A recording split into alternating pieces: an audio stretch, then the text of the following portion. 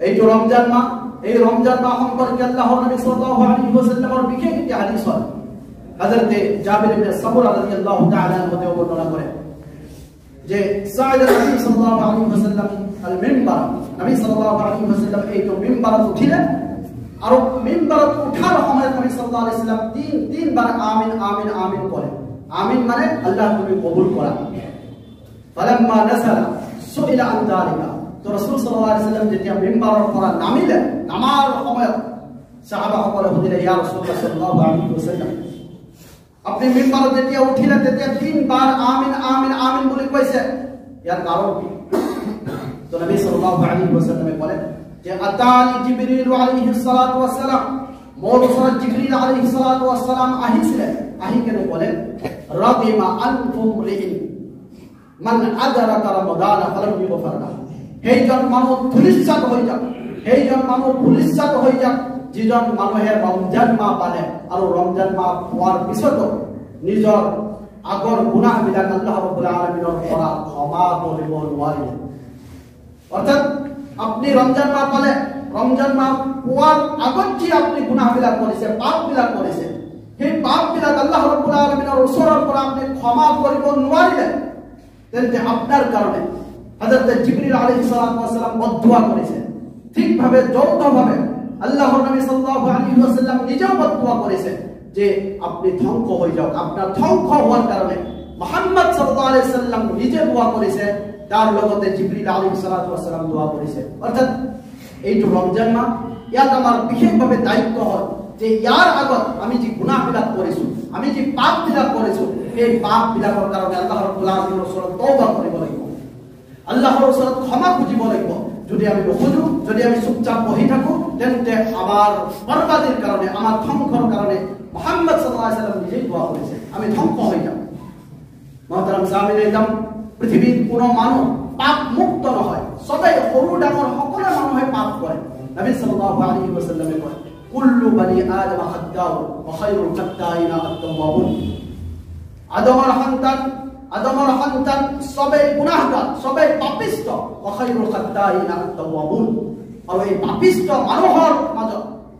মানুহৰ মাজৰ পৰা সেইজন মানুহ উৎকৃষ্ট মানুহ, সেইজন মানুহ শ্ৰেষ্ঠ মানুহ যিজন মানুহে পাপ কৰাৰ পিছত আল্লাহ ৰাব্বুল আলামিনৰ ওচৰত তওবা কৰে, আল্লাহ ৰাব্বুল আলামিনৰ ওচৰত ক্ষমা খুঁজে। আমি সবাই পাপ কৰো, আমি সবাই গুনাহ কৰো, কিন্তু গুনাহ কৰাৰ পিছত আমি চুপচাপ আমি বহি থাকিব নোৱাৰো। আমি গুনাহ কৰাৰ পিছত আমি আল্লাহৰ ওচৰত ক্ষমা খুজিব লাগিব। এই পাপটো আমি জানি বুজি কৰিব পাৰো, আমি নাজানি কেন আমি কৰিব পাৰো। যদি আমি নাজানি কেন আমি কৰিছো, আল্লাহ ৰাব্বুল আলামিন আমাৰ বিষয়ে কয় ইন্নামাত তাওবাতু আলাল্লাহি লিল্লাযিনা ইয়ামালুনা আস-সুআ বিজাহালাতিন, সেই সকল মানুহৰ তওবা আল্লাহ ৰাব্বুল আলামিন কবুল মঞ্জুৰ কৰে যে সকল মানুহে অজ্ঞাতভাৱে নাজানি কেনে কোনো ধৰণৰ বেয়া কাম কৰি পেলাইছে। আপনি জনা নাছিলে, আপনি নাজানি কেনে অজ্ঞাতভাৱে কোনো ধৰণৰ বেয়া কাম আপনি কৰিলে, তো আল্লাহ ৰাব্বুল আলামিন কয় যদি সেইজন মানুহে যদি আল্লাহৰ ওচৰত তওবা কৰে, তেন্তে আল্লাহ ৰাব্বুল আলামিন সেইজন মানুহৰ তওবা আল্লাহ ৰাব্বুল আলামিন কবুল মঞ্জুৰ কৰে। মহতারাম সাহাবীন, তওবা করার আগত আপনার তিনটা শর্ত মানিব লাগিব, তিনটা শর্তর হইতে আপনার তওবা করিব লাগিব। আইয়ুকলি আনিল মাসিয়া, প্রথম শর্ত হল যে আপনি যে গুনাহটো কৰিছে, যে পাপটো কৰিছে, সেইটো আল্লাহ ৰাব্বুল আলামিনৰ সন্মুখত উপস্থিত কৰিব লাগিব যে আল্লাহ ৰাব্বুল আলামিন, মই জিনা কৰিছো, মই অবৈধ সম্পৰ্ক কৰিছো, মই হাৰাম খাইছো, সুদ খাইছো, মই নামাজ পঢ়া নাছিলো, মই ৰোজা ৰাখা নাছিলো। যে পাপটো আপনি কৰিছে, সেই পাপটো আল্লাহ ৰাব্বুল আলামিনৰ সন্মুখত উপস্থিত কৰিব লাগিব। দ্বিতীয়তে আইয়ান্দিমা আলা ফি'লিহা, আপনি যে গুনাহ কৰেছে, যে পাপ কৰেছে, সেই পাপৰ ওপৰত আপনার শর্মিন্দা হ'ব লাগিব, আপনার লাজ লাগিব লাগিব। তৃতীয়তে আইয়াজিমা আল্লাহ ইয়াউদা ইলাইহা আবাদা, আপনি যে পাপটো করেছে, যে গুনাহটো করেছে, সেই পাপটো জিন্দগীত আকৌ কেতিয়া নকৰো বুলি আল্লাহ ৰাব্বুল আলামিনৰ লগত প্ৰতিজ্ঞা কৰিব লাগিব। আল্লাহ, মই যে পাপটো কৰিছো, সেই পাপটো মই জিন্দগীত আৰু কেতিয়াও নকৰো, এনেকে প্ৰতিজ্ঞা কৰিব লাগিব। যদি আপনি এনেকে প্ৰতিজ্ঞাবদ্ধ হয়, তিনটা শর্তর হইতে যদি আপনি তওবা করিব পারে, নিশ্চয় আল্লাহ রাব্বুল আলামিন আপনার তওবা কবুল মঞ্জুর করিব। এইটো রমজান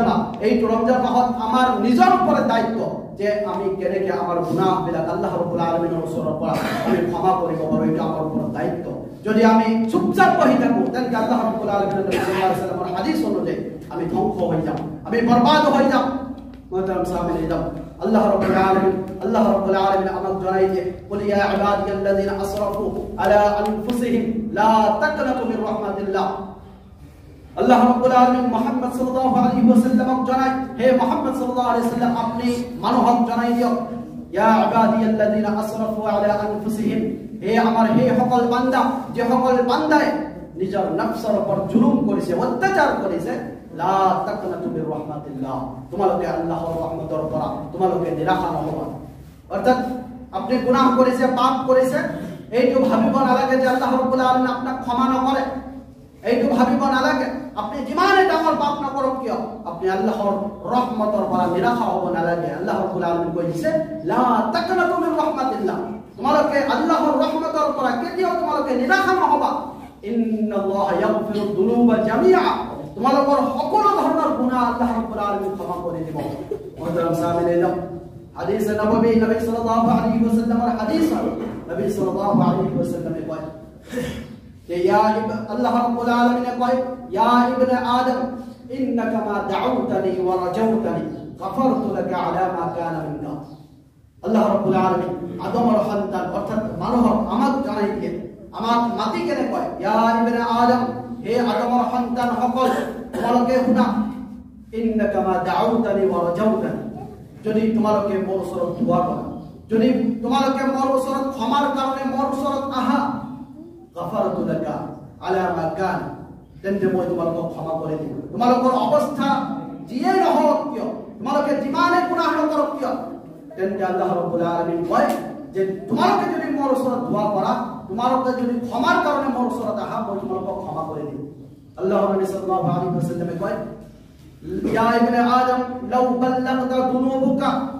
আনানাস সামাই।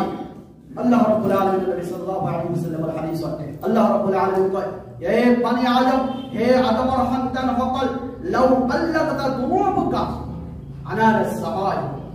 যে তোমালোকৰ গুনাহ তোমালোকৰ পাপ যদি আসমানৰ পৰিমাণ আকাশৰ পৰিমাণ যদি হৈ যায়, আকাশ যিমান ডাঙৰ হয়, ইমান ভয়ংকৰ আকাৰৰ নিচিনা যদি তোমালোকৰ পাপ হৈ যায়, তেতিয়াও যদি তোমালোকে লাস্তাগফাৰতানি, তেতিয়াও যদি তোমালোকে মোৰ ওচৰত ক্ষমা বিচাৰা, গফাৰতু লাকা, মই তোমালোকক ক্ষমা কৰিম। আকাশ যিমান ডাঙৰ হয়, ইমান পৰিমাণ যদি আপুনি পাপ কৰিছে, ইমান পৰিমাণ যদি আপুনি গুনাহ কৰিছে, তাৰ পিছতো যদি আল্লাহ ৰাব্বুল আলামিনেৰ ওচৰত যদি আপনি ক্ষমা বিচাৰে, আল্লাহ রাব্বুল আলামিন কয় গফারতু লাকা, মই তোমাক ক্ষমা করে দিম। আল্লাহ রাব্বুল আলামিন কয় ইয়া ইবনে আদম লাউ বাল্লাগতা বিকুরাবিল আরদি খাতায়া, হে বনি আদম, হে আদমের সন্তান, তোমালোকৰ গুনাহ যদি পৃথিবীৰ নিচিনা ভয়ঙ্কৰ হৈ যায়, পৃথিবীৰ নিচিনা ডাঙৰ আকৃতির যদি হৈ যায়, আল্লাহ নবী সাল্লাল্লাহু আলাইহি ওয়াসাল্লামে কয় যে হে গুনাহ যদি লা তুশরিক বি শাইআ, হে গুনাহ যদি শিরকর গুনাহ না থাকে, অর্থাৎ পৃথিবী যিমান ডাঙৰ হয়, ইমান ডাঙৰ পৰিমাণৰ আপনি গুনাহ কৰিলে, ইমান ডাঙৰ পৰিমাণৰ আপনি পাপ কৰিলে, কিন্তু সেই পাপত আল্লাহ রাব্বুল আলামিন কয় লা তুশরিক বি শাইআ, সেই পাপত যদি শিরকর গুনাহ না থাকে, এই পাপত যদি শিরকর গুনাহ না থাকে, তাহলে আল্লাহ রাব্বুল আলামিন আমাকে জানাই দিয়ে লা আতাইতুকা বিকুরাবিল আরদি মাগফিরা, তেন্তে মই পৃথিবীর নিচিনা ইমান ডাঙৰ পৰিমাণৰ মাগফিৰাত ক্ষমা লৈ কেনে মই তোমাক ক্ষমা কৰি দিম।